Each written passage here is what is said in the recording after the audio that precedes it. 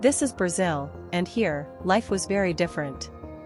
Today, we're going back to the 20th century, where we'll see just how dark life could be through the story of a 9-year-old girl. What she went through was so horrific, so shocking, that you'll barely believe it's real. Before we dive in, make sure you subscribe to the channel. Every subscriber helps us bring you better content. Now, get ready to switch your brain into cosmic mode, because once you start watching this video, nothing should distract you. Araceli was born into the Sanchez Crespo family in Serra, a city in Espírito Santo, Brazil. Her mother, Lola Sanchez Crespo, was from Bolivia and a homemaker at the time. Her father, Gabriel Sanchez Crespo, worked as an electrician, and Araceli had an older brother, 5 years her senior. The date was Friday, May 18, 1973. Araceli was 9 years old. That day began like any other. She went to school in Vitoria, at São Pedro School in the Praia do Sur area. Every day she would leave home, take the bus, and return the same way. But there was a small problem: the school's dismissal time didn't match up perfectly with the bus schedule. Sometimes she arrived home very late, which worried her mother. So, her mom asked the school principal to let her leave class a little earlier to catch the first bus.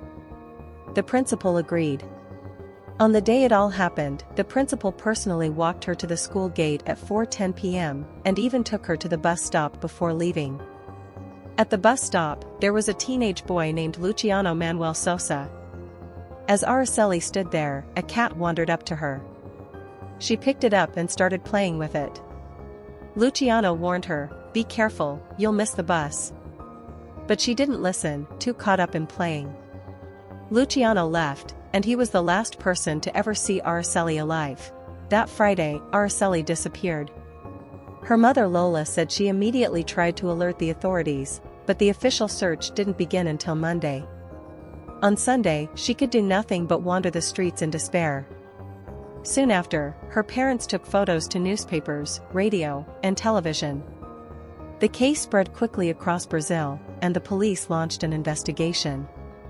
6 days later, on May 24, a teenage boy hunting birds in a wooded area behind Menino Jesus Hospital in Vitoria made a gruesome discovery: the badly decomposed body of a child. It was Araceli. She had been assaulted, her body covered in cuts and scratches.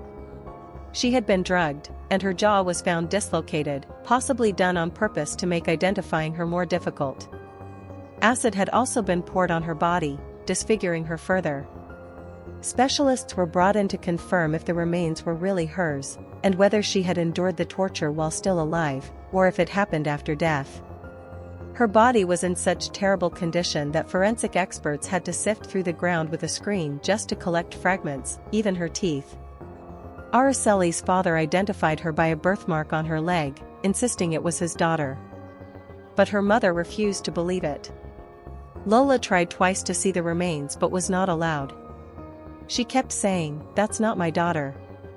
My daughter is alive. I know it."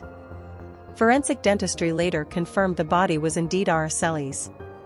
The remains were then sent to another state for further testing, where experts confirmed with 100% certainty that it was her.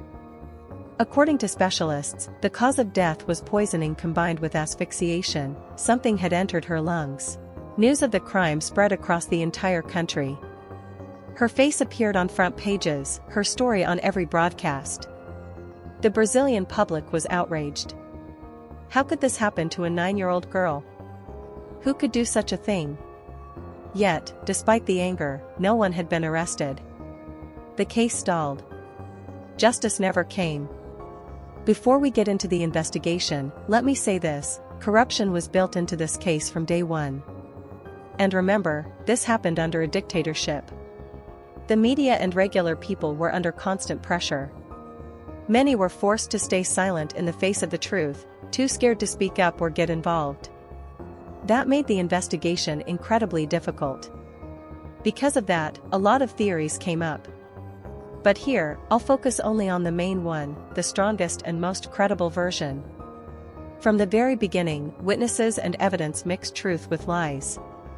According to prosecutor Valmar Bermudez, the official indictment pointed to suspects who weren't outsiders, but the children of two of Espírito Santo's richest and most powerful families. The first suspect was the son of the Michelin family, one of the largest landowning families in the state, with huge influence in industry and commerce. The second was from the Rilal family, major figures in the hotel and real estate business. In total, there were 3 suspects: Paulo Constantine Rilal, Dante de Barros Michelini, known by his nickname Dantinho, and his father, Dante de Brito Michelini. The prosecutor claimed that Paulo and Dantinho raped Araceli. That same day, they had spent hours drinking in bars. Before getting on a bus, they allegedly came up with a plan to abduct her. Araceli was just 9 years old at the time. Some people said she looked a little older, maybe 12 at most. But let's be clear, no matter what she looked like, she was still just a child. According to this theory, Dantinho and Paulo had seen her walking in the streets before and became fixated. They had a thing for very young girls. Araceli always walked the same route, and along that road stood a bar owned by these same young men. The prosecutor also pointed out that they often held private parties in their apartments, where there was plenty of alcohol, drugs, and underage girls. People knew this was happening. It wasn't a secret. But nobody spoke up, because these families were too rich, too powerful, and too feared. This created a mindset: the sons of these families felt untouchable.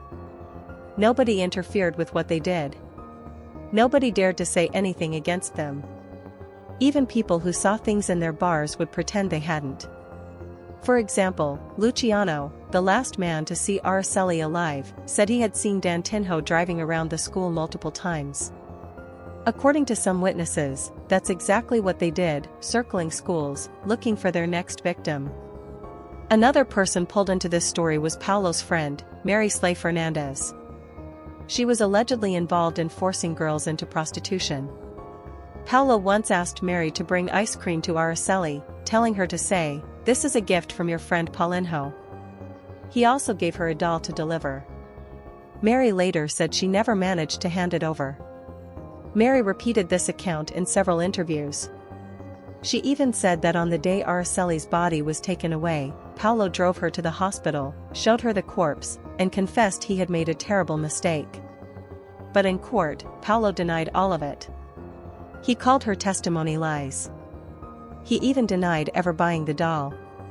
When the doll was presented in court, he swore he had never seen it before. At first, Mary's testimony was one of the strongest pieces of evidence. She knew too many details. But after a while, she suddenly took everything back. Why? It became clear she had been threatened into silence. So, how did it supposedly happen? On the day she was abducted, Araceli was taken to the Franciscano bar at Camuric Beach, a bar owned by the Michelini family. There, she was raped, kept hidden, and drugged. The Michelini family's cook later admitted that he had brought food to a little girl kept in the dark part of the bar. But shortly after, he went silent and denied everything. That's how it went for nearly every witness. They either retracted their statements or never spoke at all. If we believe the very first accounts, Araceli was held in the basement of the bar until Sunday. During that time, she was drugged and repeatedly assaulted. Her body was later found covered in bite marks. The prosecutor said the heavy drug use eventually pushed her into a coma.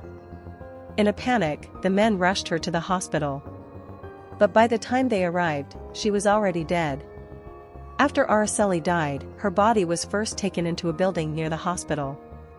But just a few hours later, people nearby started complaining about a terrible smell.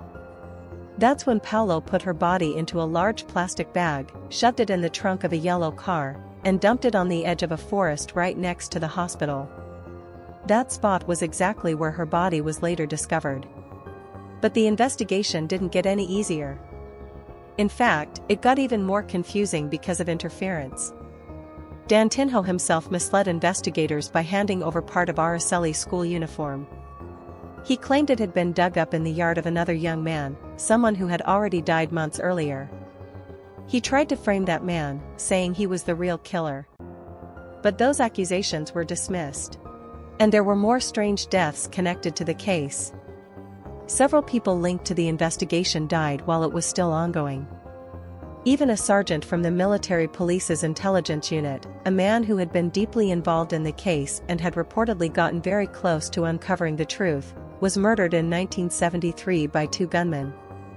He wasn't alone, 2 other officers were with him when it happened. To this day, many believe his death was no coincidence. People say the men responsible for Araceli's death had ordered his murder to silence him before he exposed the truth. Even his widow said the same thing, that her husband was furious when he heard about what had been done to Araceli, and he swore he would uncover the truth no matter what. There were also rumors that Michelini family's driver had been bribed to stay quiet. Other witnesses, too, were allegedly paid off to change their statements or keep silent. The crime happened in 1973, but the trial didn't actually begin until 1980. Even then, things weren't straightforward. At first, Paulo Rillo and Dantinho were sentenced to 18 years in prison plus a fine of 18,000 cruzeiros, which today would be worth around 16 million Uzbek soem. Another Michelini family member got 5 years. The judge even told the newspaper Globo that all 3 men had been found guilty, that the evidence against them was solid, and that their crimes were undeniable. But the defendants appealed. And unbelievably, Espírito Santo Supreme Court overturned their convictions. The case was then handed over to Judge Paulo Capolio. He spent 5 years reviewing it, wrote over 700 pages in his final judgment, and in the end declared that there wasn't enough evidence. The men were freed. This, to many, is the strongest and most widely believed version of what really happened. But there's also another theory, one that's darker and more controversial. It has to do with Araceli's own mother. People said she had connections with Dantinho's uncle, even though during the investigation both of them denied knowing each other. On the Saturday right after her daughter went missing, Araceli's mother suddenly had a breakdown and was admitted to the hospital. There were whispers that she might have been involved in drug trafficking. Her own brother was said to be connected to the drug trade. Some even went as far as to claim she helped cover up the crime, or worse, that she sold her daughter to these men. But let's be clear, these were all just rumors. Nothing was ever proven, and no evidence tied her directly to the crime. What we do know is this: Araceli's disappearance and murder left a deep scar on Brazil. For decades, her case has stood as a brutal reminder of violence against children. And because of her, May 18th was officially declared in Brazil as the National Day to Combat Child and Adolescent Sexual Violence. This case is one of the most infamous in Brazilian history. That's why May 18th carries so much meaning there. So, I know this story wasn't easy to hear. Trust me, it wasn't easy to research and write either. But if you've stayed with me this far, don't forget to like this video, leave a comment with your thoughts, and subscribe to the channel for more true crime stories. For now, take care, and goodbye.